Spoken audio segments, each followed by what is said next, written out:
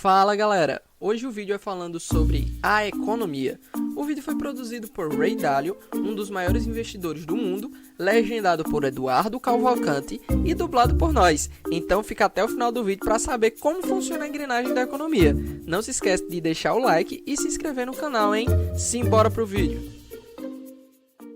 Como funciona a economia em 30 minutos? A economia funciona como uma simples máquina, mas muitas pessoas não a entendem ou não concordam como ela funciona, e isso tudo leva ao sofrimento econômico desnecessário. Eu sinto uma profunda responsabilidade de compartilhar o meu simples, mas prático modelo econômico. Não é convencional, mas me ajuda a me antecipar e ficar fora de crises financeiras globais, e tem me ajudado bastante nos últimos 30 anos. Vamos começar. A economia parece complexa, mas funciona de uma forma simples, mecânica. É formada por partes simples e por muitas transações simples, que são repetidas várias e várias vezes, zilhões de vezes. Essas transações são conduzidas de um jeito ou de outro pela natureza, e elas criam três grandes forças que guiam a economia. Número 1, crescimento de produtividade. Número 2, ciclo de dívida de curto prazo. E número 3, ciclo de dívida de longo prazo. Nós olhamos para essas três forças e como ficam uma em cima da outra, cria um bom modelo para rastrear como a economia está se movimentando. E então descobrimos o que está acontecendo nesse momento. Vamos começar com a parte mais fácil da economia, as transações. E a economia nada mais é do que a soma das transações que a compõem. E uma transação é muito simples. Você faz transações a todo momento. Sempre que você precisa comprar alguma coisa, você cria uma transação. Cada transação consiste em um comprador trocando dinheiro ou crédito com um vendedor em troca de bens, serviços ou ativos financeiros. Crédito gasto é igual a dinheiro. Então, somando juntos a quantidade de dinheiro e de gastos, você consegue saber o total de gastos. A quantidade de total de gastos conduz à economia. Se você dividir o total de gastos pelo total vendido, você acha o preço. Então, é isso. É uma transação. É o bloco de construção da máquina econômica. Todos os ciclos e todas as forças em uma economia são conduzidas por transações. Então, se entendermos uma transação, iremos entender toda a economia. Um mercado consiste em todos os compradores e todos os vendedores trazendo transações pela mesma coisa. Por exemplo, temos um mercado de trigo, um mercado de carros, um mercado de ações e um mercado para milhões de coisas. E a economia consiste de todas as transações feitas em todos esses mercados. Se você adicionar o total de gastos e o total de vendas em todos os mercados, você tem tudo o que precisa para entender a economia. É simples desse jeito. Pessoas, empresas, bancos e governos, todos engajados em transações do jeito que acabei de explicar, trocando dinheiro e crédito por bens, serviços e ativos financeiros. O maior comprador e vendedor é o governo, que consiste em duas partes importantes. Um banco central que coleta impostos e gasta dinheiro, e um banco central que é diferente de todos os outros compradores e vendedores, porque ele controla a quantidade de dinheiro e crédito na economia. Ele faz isso aumentando a taxa de juros e imprimindo dinheiro novo. Pelas razões que veremos a seguir, o Banco Central é um jogador importante no fluxo de crédito. Eu quero que você preste atenção ao crédito. O crédito é a parte mais importante da economia e provavelmente a menos entendida. É a parte mais importante porque é a maior parte e a mais volátil. Assim como os compradores e vendedores vão ao mercado para fazer transações, assim como os financiadores e os devedores. Os financiadores normalmente querem transformar seu dinheiro em mais dinheiro, e os devedores normalmente querem comprar algo que não pode pagar, como uma casa, um carro, ou talvez querem investir em algo como abrir o seu próprio negócio. Crédito permite que os financiadores e que os devedores tenham o que querem. Os devedores prometem pagar o que eles pediram emprestado, chamado principal, adicionado de uma quantia a mais chamada juros. Quando as taxas de juros estão altas, tem menos devedores porque é caro. Quando as taxas de juros estão baixas, o empréstimo aumenta porque é barato. Quando os devedores prometem pagar e os financiadores acreditam neles, crédito é criado. Duas pessoas quaisquer podem concordar em criar crédito do nada. Isso parece muito simples, mas o crédito é bem mais complicado, porque ele tem nomes diferentes. Assim que o crédito é criado, imediatamente ele se transforma em dívida. Dívida é um ativo para o financiador e um passivo para o devedor. No futuro, quando o devedor pagar um empréstimo mais os juros, o ativo e o passivo desaparecem e a transação está finalizada. Então, por que o crédito é tão importante? Porque um devedor recebe crédito, ele aumenta o seu poder de gastar. E lembre-se, os gastos conduzem à economia. Isso porque o gasto de uma pessoa é a renda de outra. Pense nisso. Todo real que você gasta, alguém o recebe. E todo real que você recebe, alguém gastou. Então, quando você gasta mais, alguém ganha mais. Quando a renda de alguém aumenta, isso faz com que financiadores estejam dispostos a emprestarem mais dinheiro, porque agora ele é digno de crédito. Um devedor digno de crédito, ele tem mais duas coisas: a habilidade para pagar de volta e a garantia de ativos. Tendo muita renda em sua relação de dívida, lhe dá a possibilidade de pagar de volta. E caso ele possa pagar de volta, ele tem ativos valiosos que podem ser dados como garantia para pagar as dívidas.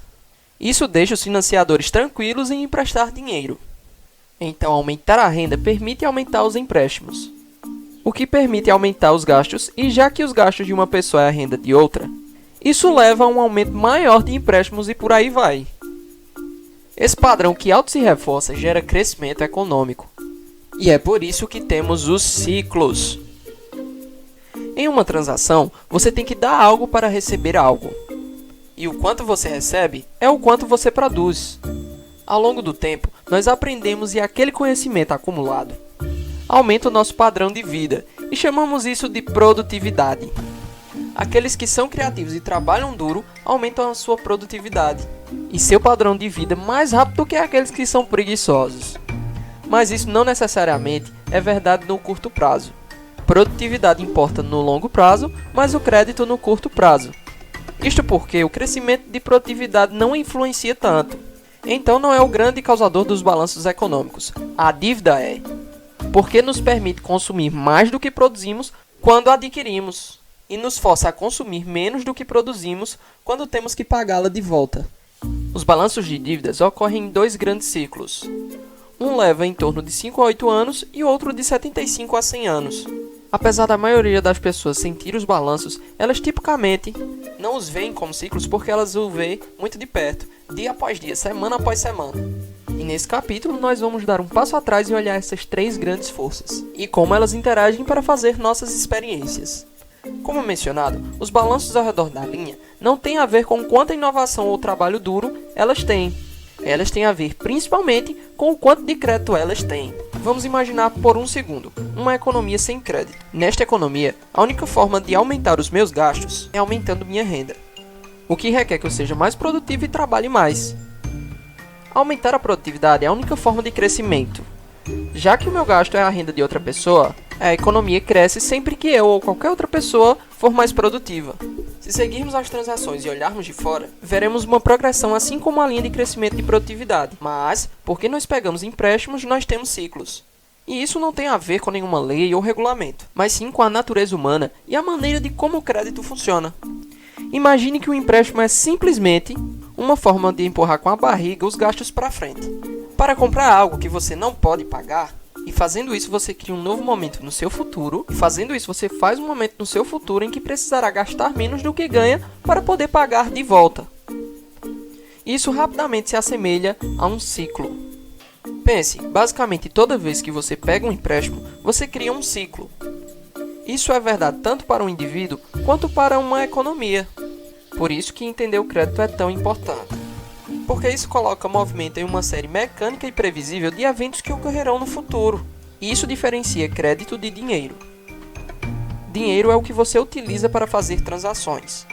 Quando você compra uma bebida a um garçom com dinheiro, a transação é finalizada imediatamente. Mas quando você compra a mesma bebida com crédito, é como se abrisse uma nova dívida com o garçom. Com isso você se compromete a pagar no futuro. Juntos, você e o garçom criam um ativo e um passivo. E aí você acaba de criar crédito do nada. A transação só é finalizada quando você pagar o garçom. Ao pagar, o ativo e o passivo somem, a dívida desaparece e a transação é finalizada. Na realidade, o que a maioria das pessoas chama de dinheiro é na verdade crédito. A quantidade total de crédito nos Estados Unidos é de aproximadamente 50 trilhões de dólares e a quantidade total de dinheiro é de apenas 3 trilhões. Lembre-se, em uma economia sem crédito, a única forma de aumentar os seus gastos é produzindo mais. Mas em uma economia com crédito, você pode aumentar seus gastos via empréstimo. Como resultado, em uma economia com crédito tem maiores gastos e permite que a renda aumente mais do que a produtividade no curto prazo, mas não no longo prazo. Não me interpretem mal, o crédito não é algo necessariamente ruim, que só causa ciclos. Ele é ruim quando é utilizado para o consumo que não poderá ser pago de volta. Entretanto, ele é bom quando é utilizado para financiar recursos e produz renda. Assim, você pode pagar a dívida de volta. Por exemplo, se você pega um empréstimo para comprar uma TV top, ela não gera renda para você poder pagar a dívida de volta. Mas se você pega um empréstimo para comprar um trator, por exemplo, e esse trator te permite arar mais terras e aumentar a sua receita, então você pode quitar sua dívida e ainda aumentar o seu padrão de vida. Em uma economia com crédito, nós podemos rastrear as transações e ver como o crédito gera crescimento. Deixa eu te dar um exemplo. Suponha que você tem 100 mil reais por ano e não possui dívidas. Você possui crédito suficiente para gerar um empréstimo de 10 mil reais no cartão de crédito. Então você pode pagar 110 mil reais mesmo ganhando só 100. Já que os seus gastos são a renda de outra pessoa, alguém está ganhando 110 mil reais. A pessoa que ganha 110 mil reais sem possuir dívidas pode pegar um empréstimo de 11 mil reais, então ela pode gastar 121 mil reais, mesmo que ela só tenha 110 mil reais. Os seus gastos são a renda de outra pessoa e rastreando as transações, começando a ver como funciona esse processo em um padrão que se auto-reforça. Mas lembre-se, empréstimos geram ciclos. E se esses ciclos sobem, eventualmente eles precisam sair. E isso nos leva ao ciclo de vida de curto prazo. Quando as atividades econômicas crescem, nós vemos uma expansão. A primeira cara do ciclo de vida de curto prazo. Os gastos continuam a aumentar e os preços começam a subir. Isso acontece porque o aumento dos gastos é movido pelo crédito, que pode ser criado do nada, instantaneamente. Quando a quantidade de renda e gastos crescem mais rápido do que a produção de bens, os preços sobem. Quando os preços sobem, nós chamamos isso de inflação. O Banco Central não quer muita inflação porque isso causa problemas. Quando ele vê os preços subindo, ele aumenta a taxa de juros Selic. Com a taxa de juros mais alta, menos pessoas conseguem pegar os empréstimos e o custo atual da dívida cresce. Pense nisso como os pagamentos do seu cartão de crédito subindo. Como as pessoas pegam menos empréstimos e têm pagamentos de dívidas maiores, elas têm menos dinheiro sobrando para gastar. Com isso, os gastos diminuem. E como os gastos de uma pessoa são a renda de outra, a renda cai geral. E assim segue. Quando as pessoas gastam menos, os preços caem. Chamamos isso de deflação. As atividades econômicas diminuem e nós temos uma recessão. Se a recessão ficar muito severa e a inflação não for mais um problema, o Banco Central abaixa as taxas de juros para tudo voltar a subir no normal. Com a taxa de juros mais baixa, os pagamentos de dívida diminuem. Porém, os empréstimos e os gastos sobem novamente. E nós vemos de novo outra expansão. Como você pode ver, a economia funciona como uma máquina. Durante o ciclo de dívida de curto prazo, os gastos são definidos somente pela capacidade dos financiadores e devedores de prover ou receber os créditos. Quando o crédito está facilmente disponível, temos uma expansão da economia. Quando o crédito não está disponível facilmente, temos a recessão. E note que esse ciclo é controlado principalmente pelo Banco Central. O ciclo de dívida de curto prazo normalmente dura de 5 a 8 anos e sempre se repete por décadas. Mas perceba que o fundo e o todo de cada ciclo termina com mais crescimento do que o ciclo anterior e com mais dívidas. Por quê? Porque as pessoas causam isso. Elas tendem a pegar mais empréstimos e gastar mais do que quitar suas dívidas. É da natureza humana. Por causa disso, durante longos períodos de tempo, as dívidas crescem mais do que as rendas, criando o ciclo de vida de longo prazo. Apesar das pessoas estarem mais endividadas, os financiadores facilitam ainda mais os empréstimos. Mas por que será? Porque todo mundo acha que está tudo indo às mil maravilhas. As pessoas só focam no agora. E o que está acontecendo no momento? A renda tem subido. Os ativos estão mais valorizados. O mercado de ações está bombando. É um boom. Momento ideal para comprar bens, serviços e ativos financeiros com dinheiro emprestado. Quando pessoas fazem muito isso, nós chamamos de bolha. Então, apesar da dívida estar aumentando, a renda aumenta tanto quanto a dívida ou até mais rapidamente. Vamos chamar a dívida sobre o lucro de fardo da dívida. Então, enquanto a renda continua a aumentar, o fardo da dívida se mantém gerenciável. Na mesma hora, os valores dos ativos inflam. As pessoas pegam grandes quantias de dinheiro para comprar ativos, como investimentos, resultando no aumento ainda maior dos preços. As pessoas se sentem ricas. Então, mesmo com o acúmulo de muita dívida, o aumento da renda e do valor dos ativos ajudam os devedores a manter a viabilidade de crédito por um longo prazo. Mas isso, obviamente, não pode continuar para sempre. E não continua. Durante décadas, o fardo da dívida aumenta lentamente, criando pagamentos de dívidas cada vez maiores. Em um determinado momento, o pagamento da dívida começa a crescer mais rápido do que a renda, forçando as pessoas a cortarem seus custos. E já que os gastos de uma pessoa é a renda de outra, a renda novamente desaba, o que deixa as pessoas com uma viabilidade de crédito menor, gerando uma queda nos empréstimos. E aí os pagamentos das dívidas continuam subindo, que faz com que os gastos diminuam ainda mais, e o ciclo se reverte sozinho. Este é o topo de dívida de longo prazo. O fardo de dívida simplesmente se tornou muito grande. Nos Estados Unidos, Europa e na maioria dos países, isso aconteceu em 2008. Aconteceu pela mesma razão que aconteceu no Japão em 1989 e nos Estados Unidos em 1929. Agora, a economia começa a se desalavancar. Em uma desalavancagem, as pessoas cortam gastos, a renda diminui, o crédito desaparece, o valor dos ativos desabam, bancos ficam apertados. O mercado de ações despenca, tensões sociais aumentam e tudo começa a se autoalimentar de outra maneira.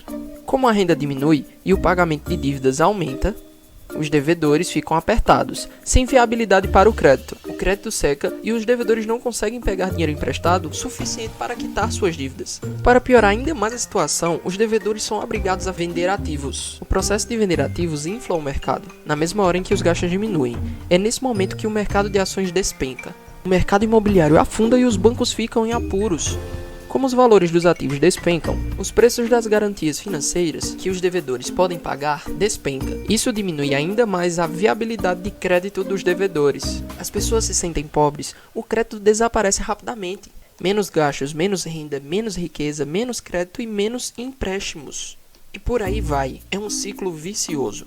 Isso pode se parecer com uma recessão, mas a diferença aqui é que a taxa de juros não pode abaixar mais para salvar o dia.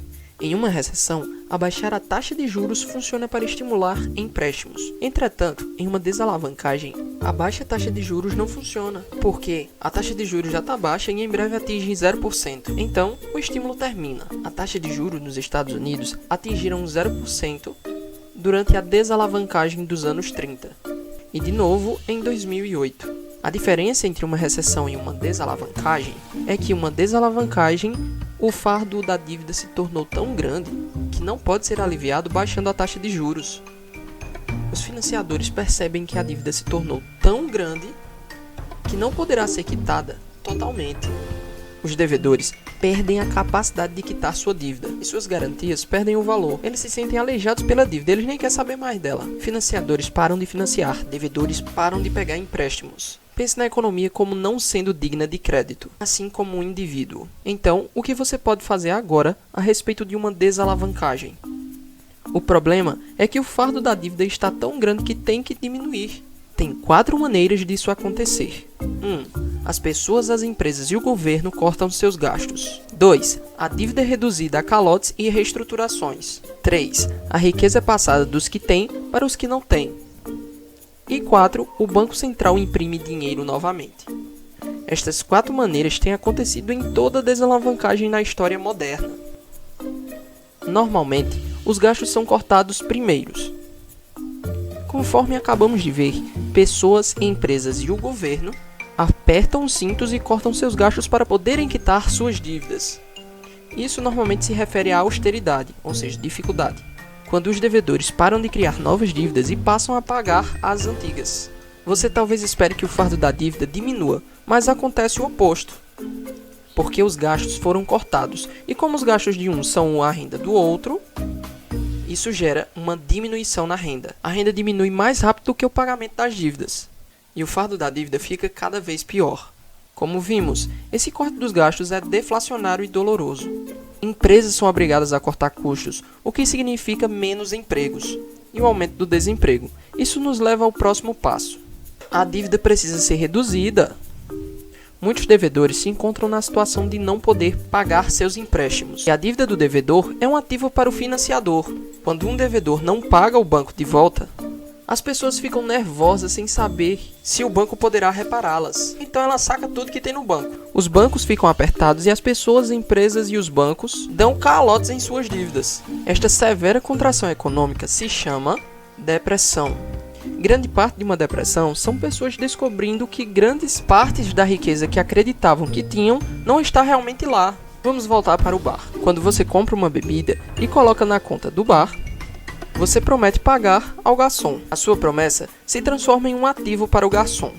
Mas se você não cumpre a sua promessa, se você não paga o garçom de volta e dá um calote na sua dívida com ele, então o ativo que ele tinha não vale mais nada. Ele basicamente desaparece. Muitos financiadores não querem que seus ativos desapareçam e aceitam uma reestruturação dessa dívida. Reestruturação da dívida significa que os financiadores receberão menos de volta, ou receberão durante um longo período de tempo, ou receberão os juros a uma taxa menor do que a acordada inicialmente. De alguma maneira, o contrato é quebrado de forma que diminua a dívida. Os financiadores preferem receber alguma coisa do que votar sem nada. Mesmo que a dívida desapareça, a reestruturação da dívida faz com que a renda e o valor dos ativos desapareçam ainda mais rápido. Então, o fardo da dívida fica ainda pior. Assim como cortar os gastos, a diminuição da dívida também é dolorosa e deflacionária.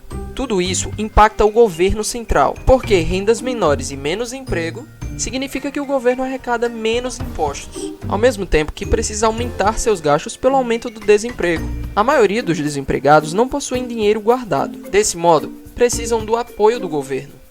Somado a isso, o governo cria planos estimulativos e aumenta os seus gastos para lidar com a crise na economia. A eficiência do orçamento do governo explode em períodos de desalavancagem, porque eles gastam mais do que arrecadam em impostos. Isso é o que acontece quando você ouve falar de déficit orçamentário nas notícias. Para arcar com seu déficit, o governo precisa aumentar os impostos ou pegar dinheiro emprestado. Mas com a renda diminuindo e muitos desempregados, de quem virá o dinheiro? Dos ricos. Já que o governo precisa de mais dinheiro e já que a riqueza é altamente concentrada na mão de poucas pessoas, o governo naturalmente aumenta os impostos sobre os ricos, o que facilita a redistribuição de renda na economia, dos que têm para os que não têm. Os que não têm, que estavam sofrendo, começam a ficar com raiva dos mais ricos. Os mais ricos, pressionados pela crise na economia e queda no valor dos ativos e alta nos impostos, começam a ficar com raiva dos mais pobres. Se a depressão continuar, pode gerar desordem social. A tensão não aumenta somente nos países, mas aumenta entre países, especialmente dívida e crédito entre países. Essa situação pode levar a mudanças políticas que às vezes pode ser extrema. Nos anos 30, isso levou Hitler ao poder de guerra na Europa e também depressão nos Estados Unidos. A pressão para fazer alguma coisa para acabar com a depressão aumenta. Lembre-se, a maior parte das pessoas achavam que era dinheiro, na verdade era crédito. Então, quando o crédito desaparece, as pessoas não têm dinheiro suficiente. As pessoas estão desesperadas por dinheiro. E você se lembra quem pode imprimir dinheiro? O Banco Central pode. Já tendo abaixado a taxa de juros para próximo de zero, isso o força a imprimir dinheiro. Diferentemente de diminuição dos gastos, redução da dívida e redistribuição de renda, imprimir dinheiro é inflacionário e estimulativo. Inevitavelmente, o Banco Central imprime dinheiro novo do nada e o usa para comprar ativos financeiros e títulos de dívida do governo. Isso aconteceu nos Estados Unidos durante a Grande Depressão. E de novo em 2006, quando o Banco Central americano imprimiu quase 2 trilhões de dólares. Outros bancos centrais ao redor do mundo que também podiam imprimir dinheiro fizeram a mesma coisa, comprando ativos financeiros com esse dinheiro. Isso ajuda a elevar os preços dos ativos, o que deixa as pessoas mais dignas de crédito. Entretanto, isso apenas ajuda aqueles que possuem ativos financeiros. Veja, o Banco Central pode imprimir dinheiro, mas só pode comprar ativos financeiros. O governo central, por outro lado, pode comprar bens e serviços e colocar dinheiro na mão das pessoas, mas ele não pode imprimir dinheiro. Então, para estimular a economia, dois devem cooperar. Ao comprar títulos da dívida do governo, o Banco Central essencialmente empresta dinheiro para o governo, permitindo que o mesmo, com o déficit, aumente os gastos dos bens e serviços, através de programas de estímulos e benefícios para esses desempregados. Isso aumenta a renda das pessoas, assim como a dívida do governo. Entretanto, isso diminui o total de fardo da dívida na economia. Esse é um momento muito arriscado. Os políticos precisam balancear as 4 formas que o fardo da dívida diminui. Os meios deflacionários precisam se equilibrar com os meios inflacionários para manter a estabilidade na economia. Se a balança estiver correta, pode ocorrer uma linda desalavancagem. Viu? Uma desalavancagem pode ser feia ou bonita. Aí você pode se perguntar, como ela pode ser bonita? Mesmo que uma desalavancagem seja uma situação complicada, lidar com uma situação complicada da melhor maneira é lindo. Muito mais lindo do que o aumento da dívida, né? E também os excessos desbalanceados gerados durante a fase de alavancagem. Em uma linda desalavancagem, a dívida diminui em relação à renda. O crescimento real da economia é positivo e a inflação não é mais problema. Isso é atingido através do balanço correto. O balanço correto requer uma certa mistura de cortes de gastos, redução da dívida, transferência de riqueza e impressão de dinheiro, para que a economia e a estabilidade social possam ser mantidas. As pessoas perguntam se imprimir dinheiro aumentará a inflação. Não vai, se isso compensar a queda de crédito. Lembre-se, gastar é o que importa. R$1 gasto pago com dinheiro tem o mesmo efeito no preço do que R$1 gasto com crédito. Ao imprimir dinheiro, o Banco Central pode resolver o desaparecimento do crédito com o aumento da quantidade de dinheiro. Para colocar as coisas nos eixos, o Banco Central precisa não somente aumentar o crescimento da renda, mas manter a relação de crescimento da renda maior do que a relação de juros sobre a dívida acumulada. O que quero dizer com isso? Basicamente, a ruína precisa crescer mais do que a dívida. Por exemplo, digamos que um país que esteja passando por uma desalavancagem tem uma relação dívida-renda de 100%. Isso significa que a quantidade de dívida é igual à quantidade de renda que o país produz em um ano. Agora pense na taxa de juros sobre a dívida. Digamos que esteja em 2%. Se a dívida crescer a 2% por causa da taxa de juros e a renda cresce apenas 1%, você nunca reduzirá o fardo da dívida. Você precisa imprimir dinheiro suficiente para a renda crescer mais do que os juros. Entretanto, imprimir dinheiro poderia ser facilmente abusivo, porque é muito fácil fazer e as pessoas preferem isso do que as outras opções. A chave é evitar imprimir muito dinheiro e causar hiperinflação da maneira que a Alemanha fez durante sua desalavancagem nos anos 20. Se os políticos atingirem a balança correta, uma desalavancagem não é muito dramática. O crescimento desacelera, mas o fardo da dívida diminui. Esta é a linda desalavancagem. Quando a renda começa a aumentar, os devedores começam a aparentar ser mais dignos de crédito. Quando os devedores aparentam ser mais dignos de crédito, os financiadores começam a emprestar dinheiro novamente e o fardo da dívida começa a cair. Com a possibilidade de pegar dinheiro emprestado, as pessoas poderão gastar mais. Com isso, a economia passa a crescer novamente, nos levando para a fase de reflação do ciclo de vida de longo prazo. A desalavancagem pode ser feia se mal conduzido. Se for bem conduzido, ele eventualmente resolve o problema. De modo grosseiro, demora uma década ou mais para o fardo da dívida cair e para as atividades econômicas voltarem ao normal, mais conhecida como década perdida. Finalizando, é claro que a economia é um pouco mais complexa do que esses desenhos sugerem. Entretanto, colocando o ciclo de vida de curto prazo sobre o ciclo de vida de longo prazo, e depois ambos sobre a linha de crescimento de produtividade, nos dá um modelo bem razoável que nos permite visualizar onde estivermos, onde estamos agora e para onde provavelmente estamos indo. Então, Em resumo, as 3 regras de ouro que eu gostaria que você levasse daqui. Primeiro, não termina a dívida crescendo mais rápido do que a venda, porque seu fardo de dívida em alguma hora vai esmagá-la. Segundo, não termina a renda crescendo mais rápido do que a produtividade, porque em alguma hora ninguém poderá competir com você. E terceiro, faça tudo o que você puder para aumentar sua produtividade, porque é o mais importante a longo prazo. Isso é um simples conselho para você e para os políticos. Você pode ficar surpreso, mas a maioria das pessoas, incluindo os políticos, não prestam atenção a isso. Este modelo tem funcionado para mim e eu espero que ele funcione também para você. Então, no mais é isso, pessoal. Se você gostou, já se inscreve no canal, curte, comenta, compartilha com seus amigos, hein? Sejam e ajuda outras pessoas a serem um próspero milionário. Forte abraço e até a próxima!